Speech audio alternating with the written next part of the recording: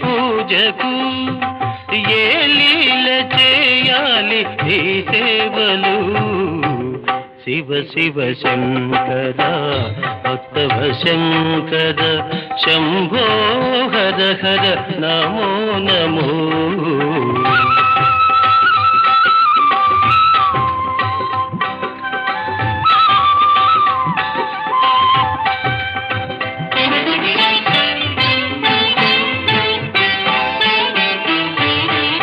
మారేడు నీవని ఏరేరితేనా